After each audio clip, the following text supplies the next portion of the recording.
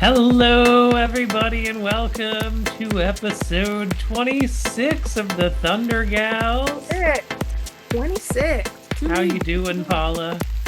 I'm good. We've had a little bit of a break this week from all the games. So, as much as I love doing the post-game wrap, sometimes it's nice to have a little bit of a break to prep and get ready for the playoffs. Woo! We Playoffs, look at definitely. this. From the bubble, baby. So, for those of you who only listen, she was showing off her playoff t-shirt from the 2020 bubble playoffs. Yes. I Sorry, didn't even guys. know they I had forget playoff you can't shirts for see. that. Don't ask me. I got it. I wasn't there clearly, but Yeah, nobody I mean I think was. they did. Didn't they do viewings at the arena? Didn't they do at least one? I don't think so I because don't they know. couldn't you couldn't have large gatherings still. I don't know. Time is a construct. Who cares? I have a We we shirt and all that's we what all I kind of that's what mushed matters to that me. year in our memories. Years. Yeah. Just kind of. But anyway, I'm excited because it is that time of year, playoff time. Playoff time, playoffs. We got play-ins this week that we just have to watch and find out. We're not We invested. we do. Well, speaking of plans tonight, we're recording this on Friday afternoon, so this evening we will find out who the Thunder's opponent will be on Sunday afternoon. It Yes. will be either the Golden State Warriors or the Phoenix Suns, who are playing in Phoenix tonight at 9 o'clock on Amazon Prime. I'll be tuning in to check it out. I've had fun. The play-in games this week have been kind of fun to watch. Have They you watched really any of have. them? It's way more exciting than you would think because these people are fighting to get into the playoffs. I mean, overtimes in playoff games. I mean, play-in games. It's silly, but it's good. And they've basically all been close. Like Yeah. you could tell like both teams really given their all in all of these contests, and you Well, the see. Clips absolutely wanted to beat the Golden State Warriors. Yes, they did. Yeah. For the best they could get to was to hope they could get into this eighth seed game because Mm-hmm. they were starting from the 9-10 position. And so their best case scenario was to go up against the Thunder in a playoff series. So Yeah. maybe they didn't want that on some level because think of just the narrative that would have been developed around that series. Yeah, but think of everything that's been happening ever since the Clips lost. Thank you, Paul George, for the trade because the Thunder now have the Clips trade this year. Yeah, That their we were gonna pick, get their pick anyway. but it's unprotected in the lottery for It's us. a lottery, unprotected lottery pick. And if the Warriors win tonight and end up being our opponent, that actually would push because they would make the playoffs. Hmm. They have a worse record than the Clippers. They would move out. And so the Clippers would go from having the 12th best odds at the number one pick to the 11th best odds. Hmm. So our odds actually increase if the Warriors win tonight.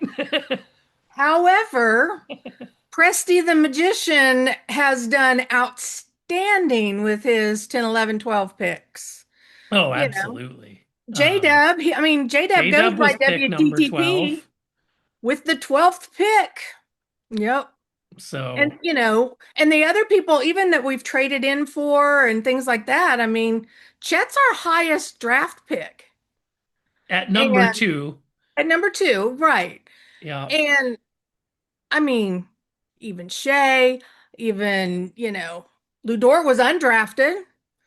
I Now mean, the guy Chet was drafted second behind Paolo hmm Banchero. He'll Man, be the playing magic. again tonight because the Yeah. Orlando Magic lost in the 7-8 game. Yeah, I mean, he's done well, but I don't think that he has exceeded the expectations that could have been on his shoulders by going first. And But I is that a player issue or is that an organizational issue? it seems like it might be a little of both. Yeah, There yeah. might be both parties a little bit at fault on this one, but definitely somebody who has underwhelmed since being the number one pick. I wouldn't call him a bust by any means. Like No, it's not like he's not doing okay, but you don't want your not like the number one pick in the entire draft. You don't want that guy to basically be just a role player. Like that's supposed to be your superstar that you're building around. right. So yeah, a little challenging down there, but some of the other teams, like the Charlotte Hornets, they now LaMelo and what he did to Bam this past the aside. I don't think anybody expected the Hornets to be as good or be in their position that they are right now. I mean, heck, even I still joke about them being the Thunder Farm team because how many Thunder players have went on to play on the Hornets, Oh, Trey right. Man, etc. Yeah. Interestingly, I don't remember if it was in the play-in game or in their final regular season game that was on television.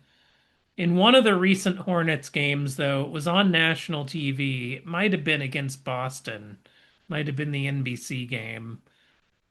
They talked about between quarters, the sideline reporter said she had talked to some of the guys on the team as to like what was the turning point for them that made them believe they could be a winning basketball team this year. And they all pointed to their win against the Thunder in OKC back Mm, in December, yeah. where, they had kind of gotten off to a rough start, but they had a really hot shooting night, and the Thunder were somewhat healthy that night. Like Shea was playing, so it wasn't like a game where we didn't have our superstar or something. And they beat us pretty good, I think by like 20 points on our home court. Yeah, I think I remember that game. I mean, I've tried to block it, but And they said like that moment gave them the confidence that they could play with anybody, and it turned their season around. And now they're one win away from being able to take on the Detroit Pistons in round one. you're welcome. The Thunder are the team that just continues to give and give. Well, it's pretty clear to me. I think San Antonio got a lot of confidence from their wins against the Thunder. That really told them that they were as good as they should be. And I don't know if they lose all those games, I don't know if they go out and win at the clip they did through the Maybe second half not. of the They season. did. They absolutely got momentum. And I think a lot of it is because we played them so many times in such a compressed time.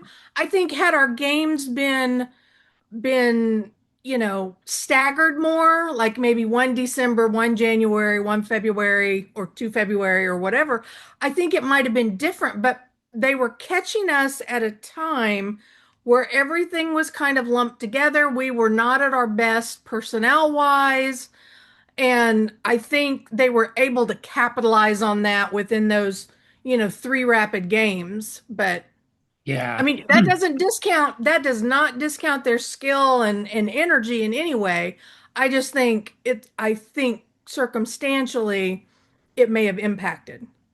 Oh, absolutely. I don't see how it couldn't have.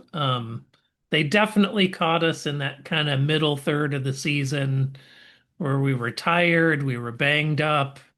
Just the length of last season and the storming nature to which we came out of the gate to start the season Mhm. kind of caught up Absolutely. to us, and guys just got we hit that kind of just the doldrums of December and January Yeah. And they caught us in those times and made them feel very confident. And I don't blame them.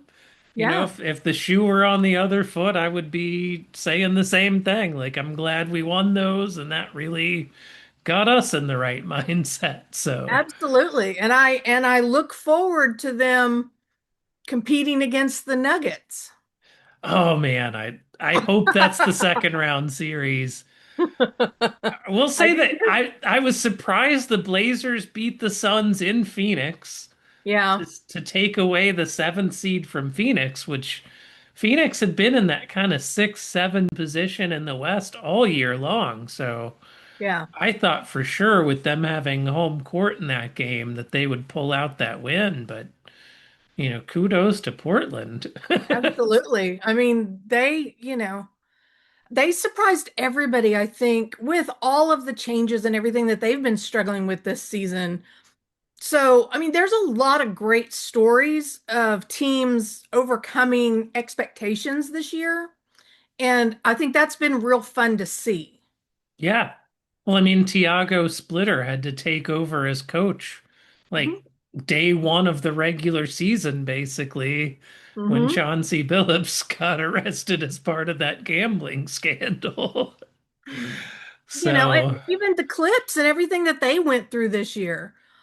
Like a lot of teams, a lot of it is front office.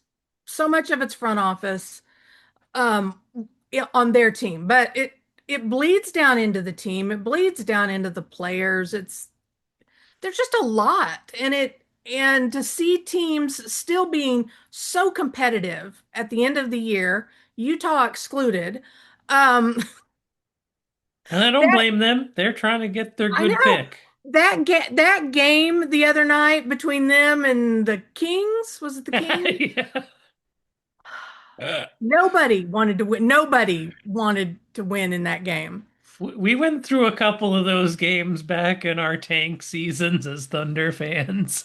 I'm still waiting for that 74 game. Well, there was the one game I think Mike Muscala hit like a game-winning three that reduced our odds to get the number one pick in the final game of the season. Bless Moose and his threes. I miss old We still Moose. love him. That's why I love seeing him on as an assistant coach, and our players just immediately just go to him. Our players, they love seeing people that have been here with the organization to the detriment of national media to everything. They get so focused on their enjoyment, they forget obligations sometimes. And we love them for that. Don't get me wrong.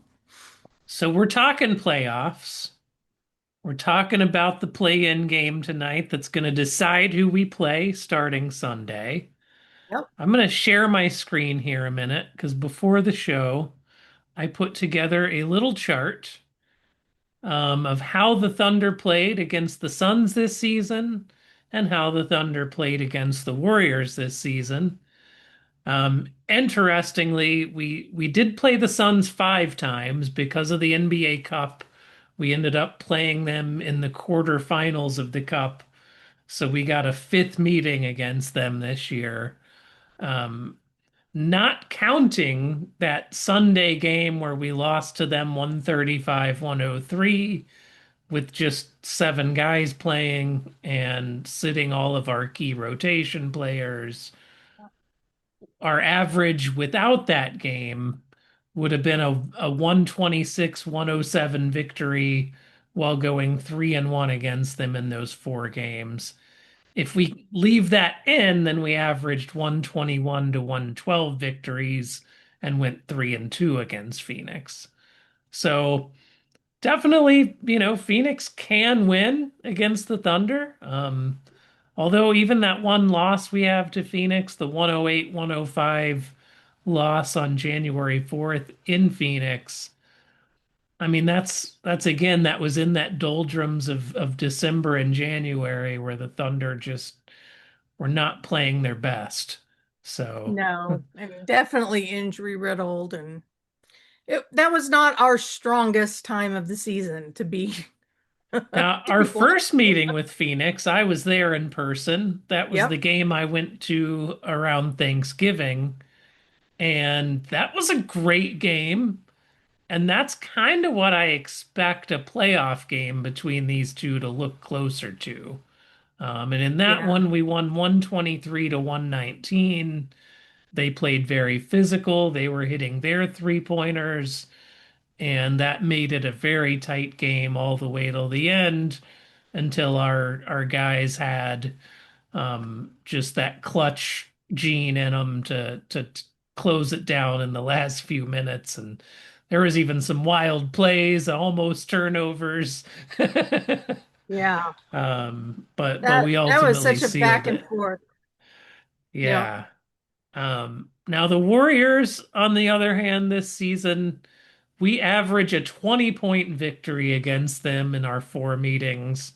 We won all four of them, and the closest they got was a 12-point loss. No, a 7-point loss on March 7th, Hmm. 104-97.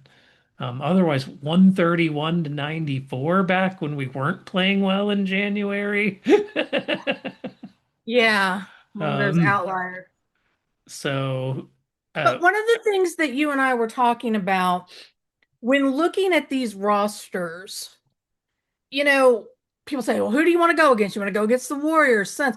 And I don't think that just these numbers really represent everything because, I mean, to me, I was asking about the age of the rosters yeah, because everybody says, well, the Warriors have playoff experience. Well, they have playoff experience because their roster's older. They've played more not than the not Suns. just a little older either. I'll share this screen too.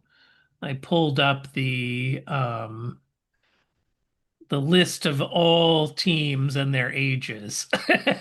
Yeah, because I think, I mean, how many playoffs have we seen Steph and Draymond in? You know? So the Warriors have the oldest roster in the league at an average of 28.8 years.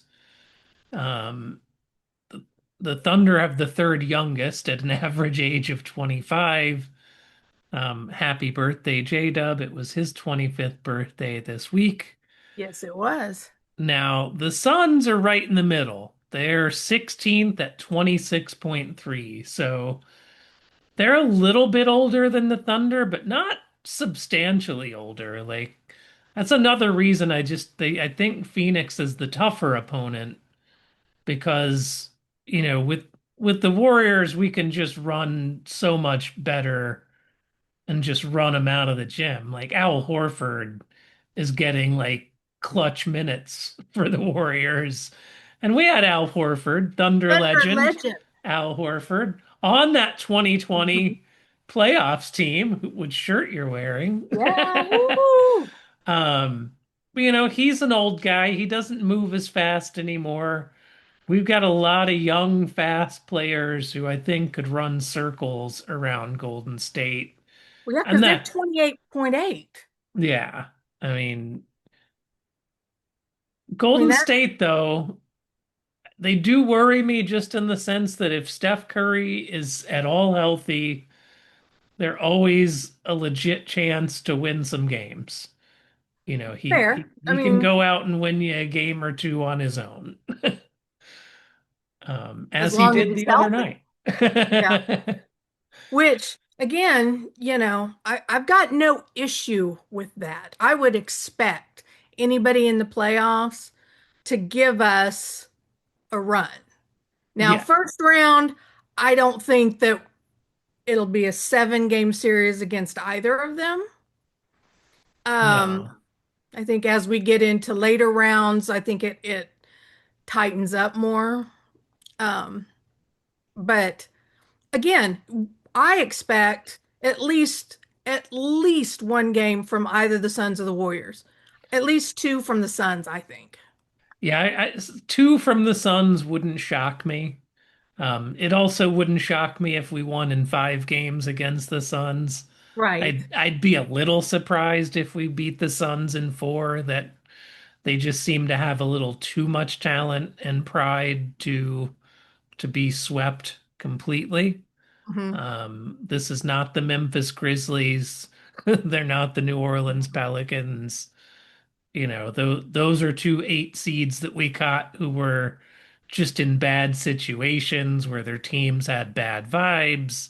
Yeah. And this Suns team has been a surprise team this season that, has actually had really great vibes after having 2 years of very weird negative vibes. Yeah, I wonder what could be, you know, the cause of some of that that's no longer there. And why is it that the team that particular player is on now is one of the teams going into the playoffs in the West with bad vibes? Huh. I wonder if there's a common denominator.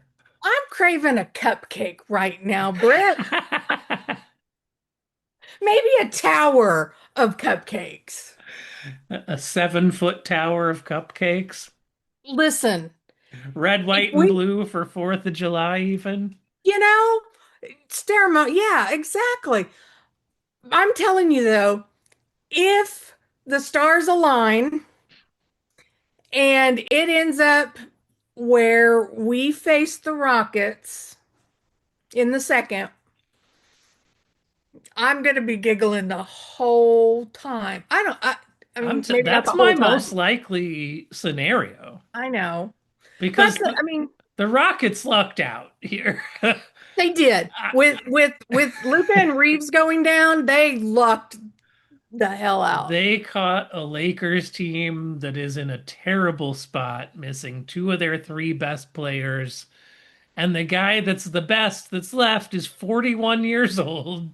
Hmm. And while he's a very good player still, he is not 28-year-old LeBron. He's Hmm. 41-year-old LeBron.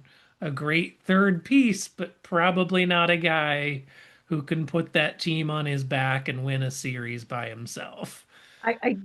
I don't believe so. And that's not to discount his skills. I mean, straight up. I mean, he's LeBron, but he's Wi- not the same LeBron. Let me ask you this without Luca or Reeves, who's the next best player on the team besides LeBron? And both of I mean, them went. maybe Rui Hachimura? Like I'm not. Listen, I'm not gonna DeAndre Ayton? come on, Brett. I I don't know, I know, know I know. I who the don't ask. next best player would be on that squad. All I know is that as unfortunate as it was, both of those guys went down after slash during a Thunder game. So again, I say to the Houston Rockets, you're welcome. You're Again, welcome. We the made Thunder. we made your path to the second round a little easier. Now, But hey, the Lakers and the Rockets, by not getting into the third seed, did us a favor. And now we don't have to face both San Antonio and Denver. We mhm, get to maybe face one of them. maybe. If Now, Minnesota doesn't surprise everybody. right. And that's what I think is going to be interesting to see how they step up because they can potentially, I mean, it's not going to be a sweep. No. No, the Wolves and Nuggets are a legit rivalry now. Did you freeze? Before the technical difficulties, I was saying the Wolves and the Nuggets had become a legit rivalry. They They have have. faced each other in three of the last four playoffs, and their combined record against each other over the last three seasons is 14 and 14 in 28 meetings. So Even, it even is very Steven. even. And in one of the series, like the Wolves were the sixth seed against a three seed Nuggets and beat them Yeah. in that series. So it's not going to be easy for Denver. No, I don't think so either. I don't. And my hope is that it's so not easy that they're worn out by the time they get to us. Now, it will matter Just how kidding. healthy is Ant. I don't Right. know. And that's been a challenge because he didn't make his 65 threshold. Yep, that was the big news this week. We had Cade and Luca were granted their exceptions for the 65 game rule. They were each within one or two games of it. I believe Cade got his injury in either his 64th or 65th game Mhm. before he had met the 20 minutes to have that game count. So That's what I thought I had heard. he was right there. So it was very close. That one wasn't surprising to me. I thought the league would probably grant the exception there. Yeah. Um, for Luca, I could see arguments either way. Hmm. He would have had his 65 regardless had he not had the suspension, which That's the cost him a point that I game. get. That's that's me because I he got his own game suspension and he But wasn't taking it into consideration.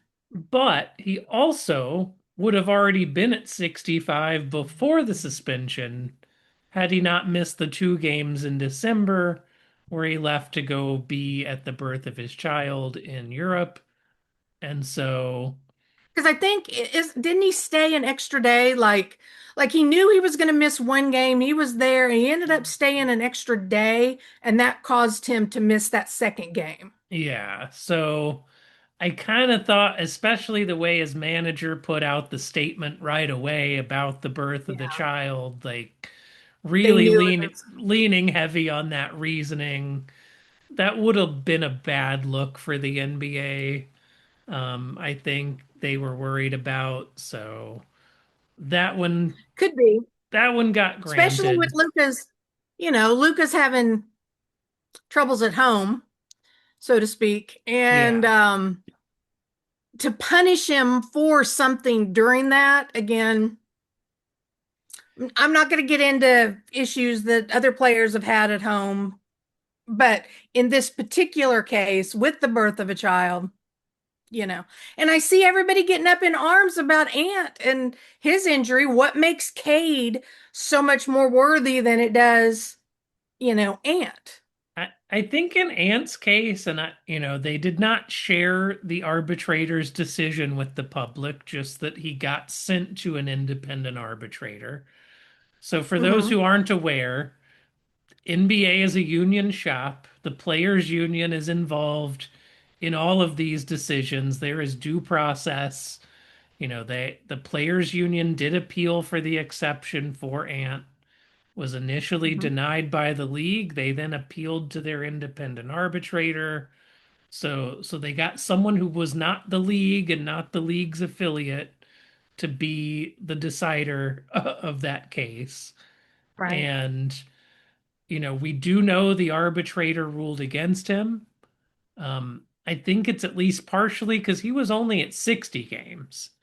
So he was Okay. he was a good bit further away from 65, than Cade and Luca, who were both within one to two games of it, who were just right there.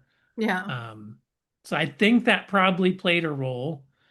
It did seem weird, though, that the public statement suggested that Cade had a non-basketball injury, that they considered the collapsed lung a non-basketball injury, Hmm. even though it happened when he got landed on during a game. So, I think they were still trying to attribute it to, external illness. Um, but I don't know. Rachel Nichols, I don't know if you've heard her speak on this the last couple of days. I mean, first off, she doesn't like the 65 game rule right. at all.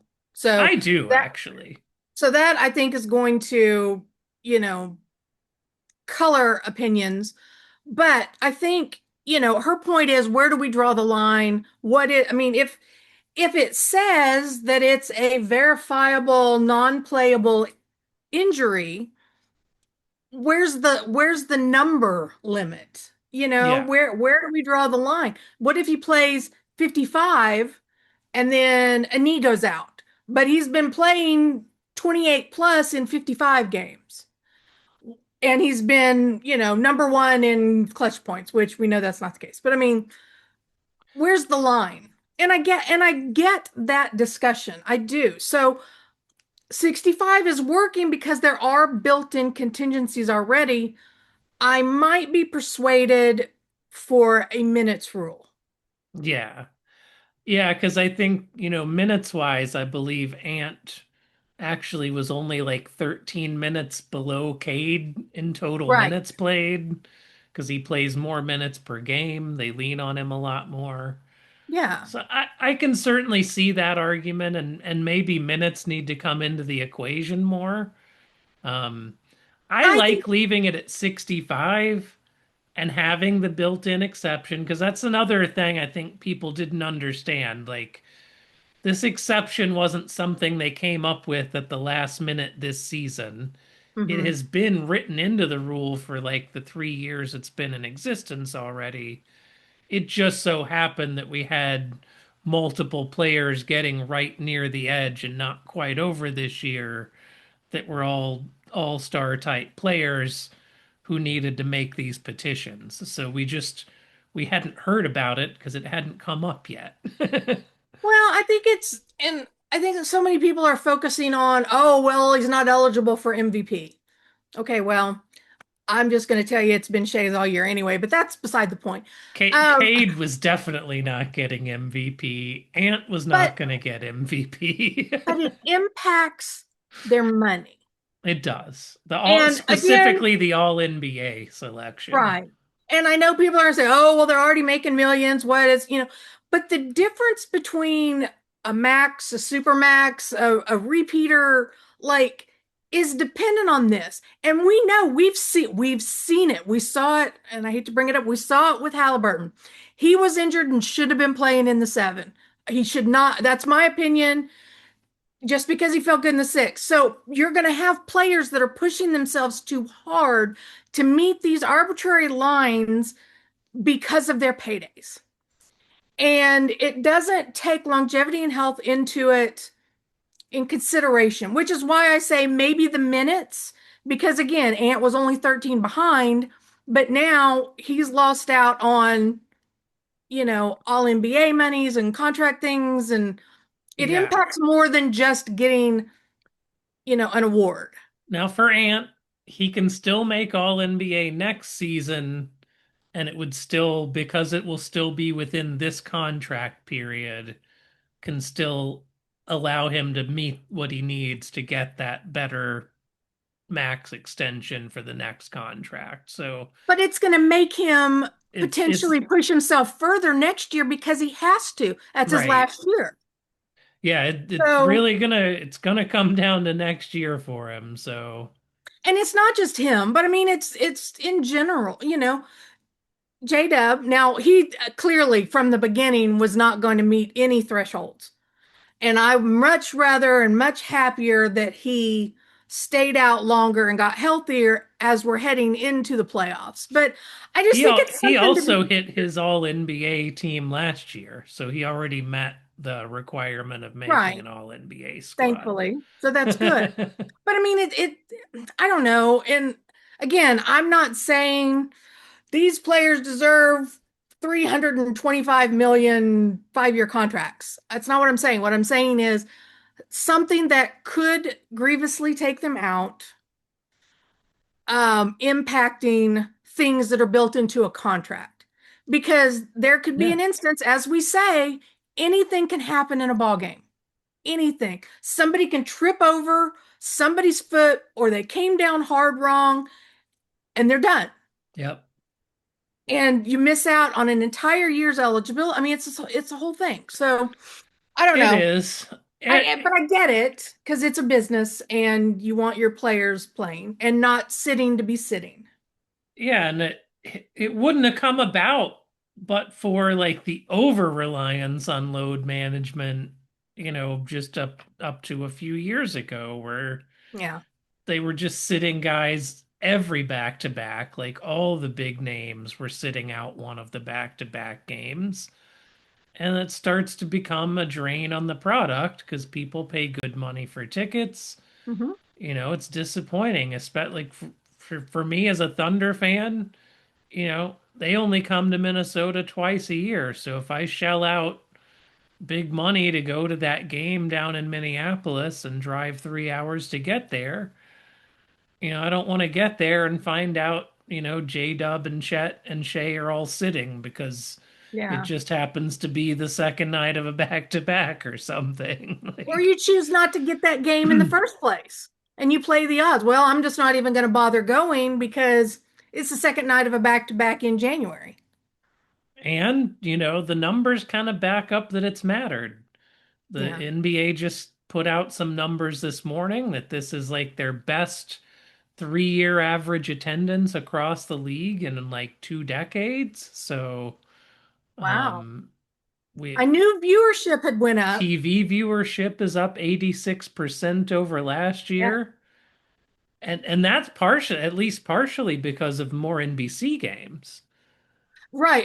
And I know they say, "Oh, well, it's on Prime and things like that." You've got more distributed games. I know personally in my family, things that were like broadcast locally or on national like ABC or whatever, they tuned in. Hmm. They hadn't tuned in before because, maybe it wasn't available on League Pass or they're not going to shell out for FanDuel or something like that.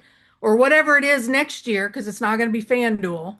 Well, and that's where I think NBC coming into the mix, adding both Sunday and Tuesday night games Yeah. over the air on broadcast definitely made a big impact on ratings because how many more people were watching those Tuesday night NBC games compared to last year's Tuesday night TNT games? Right. And I I mean, guarantee I that's true. guarantee you that makes a big Because you can difference. see it over the air. Like that's actually what I do. And Because I had FanDuel this season, because it was the local network, and I've said it 800 times. I love my local homers. You give me Michael Cage, you give me Chris, you give me Paris, you give me Nick Gallo, you give me all these people. And I paid for the season pass that. Well, it's over. The regular season's done. And there were several games that were national games that I couldn't watch on FanDuel, but because they were over there, because I gave up cable, and that allowed me to catch more of the games because they were broadcast over the air. yeah, and It's just I more think some choice. people are surprised at how many more people still watch broadcast than any other networks. It's I think substantial. a lot more people are cutting the cord than they used to because pricing on streaming is becoming so high. They keep And raising prices and the bundles aren't there and things. and with a cheap digital antenna, you get Uh-huh. good signals of your good broadcast networks. Like it's not Really do. And even if you do use Prime, and I know there's a lot of conversation around Amazon, Prime went above and beyond and brought in people as their broadcasters that were previous players who love the game and actually like discussing the game and the players. And they're not people that are behind a desk just looking to cut teams down, Stephen not naming names. A. Definitely not All of it naming. inside NBA. Um, but I mean, literally, I mean, he sat up there and just would shit on the Lakers like the whole time. And I'm just like, why? When you can watch Blake and Dirk, Dirk, for God's sakes, his personality has come through so much, and they just love talking about the game and what's going on, and they pay attention to the games. Hmm. So even though you're paying for that service, you are getting additional benefits from it. Also, there's probably as many people who subscribe to Amazon Prime just for all their packages and stuff as I mean, there are there's still watching a ton of those. broadcast TV. Well, I mean, if TNT thought that it was a benefit, they would have bid more. There's no, I mean, that's the truth. Now, NBC had the deep pockets and the theme song. So Round ball rock, baby. I'm still trying to learn it on the keyboard. That's a tough one. That's a you'll get that's a it. complex song. I don't know. John Tesh is really hard to beat. So, That's a good one. I'm working on it. but I can do I just think charge there you on the go. organ. But so now we move into playoffs and how we watch playoffs and so many of those are going to be over the air. So, Yeah, it'll be a lot of NBC and ABC along with your ESPN and Prime still, but but I anticipate seeing these playoffs be higher than last year because of the availability. yeah, I do too. So, well, it's exciting. We got a lot to look forward to in these playoffs. We will find out our opponent tonight. Yep. Um, do you have a preference on which team you want to see us play? Warriors. Yeah, I and do why? because listen, I want the easiest path. There's no I'm just going to say it.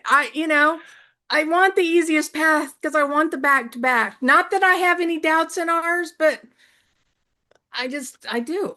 I And anybody gotcha. that says that they really don't, I'm going to give you a look. People that are listening, I am giving a look because deep down in your heart of hearts, as much as you love game sevens, you would love for your team to not have to exert so much energy in the first round, the second round, to get to that pinnacle. I agree. I would actually say the Warriors as well. Mainly because I think it would be fun to finally, defeat them in the playoffs as payback for 2016. Brett, why? Why are you bringing up Olsen again? You know how Clay, freaking Now, Clay. the other thing though is at least the fun thing with the Suns is our good friend Carrie at Suns Fanatics on Threads. I would love to have a series against the Suns if for no other reason than for a fun Threads rivalry. Absolutely. But it's hard to be rivals against her when we both cheer each other on. Yes. And she's one of those fans out there who does not shit on other teams and Nope. she's not mean.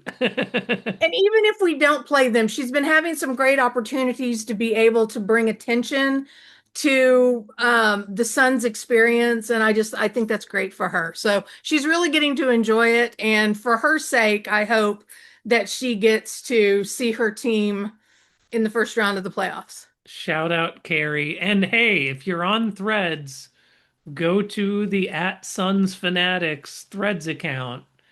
Join Carrie's bracket group for NBA.com bracket competition. And she's got some fun prizes lined up as a Threads creator who's somehow got a deal where there's some fun prizes available, including cash and like some NBA.com store credit and courtside seats to a game Ooh, is a see potential those. prize. So go sign up for that if you have not.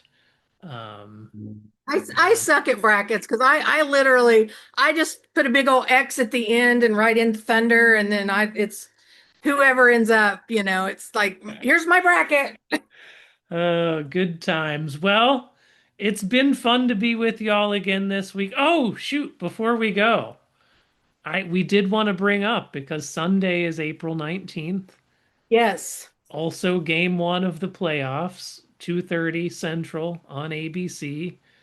Um, but also this weekend, Isaiah Hartenstein, through his foundation, has created a documentary about the Oklahoma Standard and people coming together after the bombing in April of 95.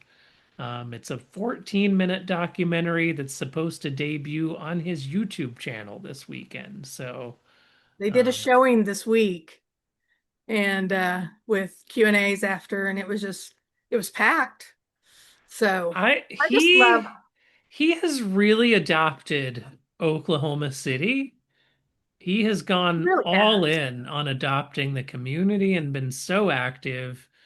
I know y'all have heard us talk about him and the Hartenstein Foundation probably 50 times this year already. So Yeah. he is very But active in the community. we talk about them because they continue to make an impact all the time. And that's one of the things is we like to highlight that these guys are so much more than what they are on the court. And we want to make sure that that gets recognized. And seriously, ever since he's come in, it's been fun to see when players come in and they really adapt and adopt the culture of Oklahoma City. Like, okay, I know that the bombing and everything, but another example is J-Mac. So he's come in, and Friday night they came home from their last away game and came to the airport. And we have the tradition of fans meeting the players at the airport. And they did that for them Friday night. And this was the first time J-Mac had ever seen this. And somebody, I don't know, had put up a stage. And that goofy kid, he got up there and started dancing. And what was even more funny was the fact that Shay was recording him. Shay, who always says, now, boy, calm down, boys. He's out there just cackling and filming. And these guys just come in and they just are embraced and adapt and want to be, JMac is being more active on social and engaging fans more. And they Engaging with just us on really, threads. right, he engaged with both of us on threads. And it's just so fun to see these guys really become a part of it and not stay standoffish and, keep to themselves and things like that. I don't know. I think it all just kind of rolls together. JMac has a new video up on his YouTube, giving a tour of his new house in Oklahoma City. And he also went and hung out in downtown Edmond and walked around on the street by the shops in downtown Edmond Oh, and cool. talked to fans that were greeting him as he just was walking around the shops checking things out. So if y'all want to check that out, that's also on YouTube. That's Uh, fun. I just love that these guys share. J-Dub puts out his videos. I just love that these guys share, to give us a peek. So, Definitely more so than we used to get out of the Thunder in the old days when Sam famously kept everybody very tight and they could not be themselves on social media as much before. yeah, but I think Sam realizes that these goofballs are really just what was it somebody said? The AAU is leading the the league in championships right now. It just makes me No laugh. doubt. Well, thank y'all for riding out this fun regular season with us. We hope you will stick around through the playoffs. We talked amongst ourselves. We might do some live shows after some of the playoff games once we get a little deeper in. Probably not so much for the first round, but once we get into like second round and on, I think we're gonna have some fun stuff lined up for y'all. Yeah. Make sure you have smashed that subscribe button. We're getting new followers every week. We want to keep those numbers going up. Hit the like button, hype us, give us 5 stars on whatever podcast app you're listening on, and make sure to tell your friends.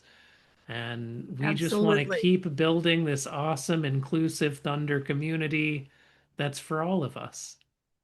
Yep. We love it. This is so fun and we hope that you enjoy it too. So, All right, y'all. Peace and Thunder up. bye.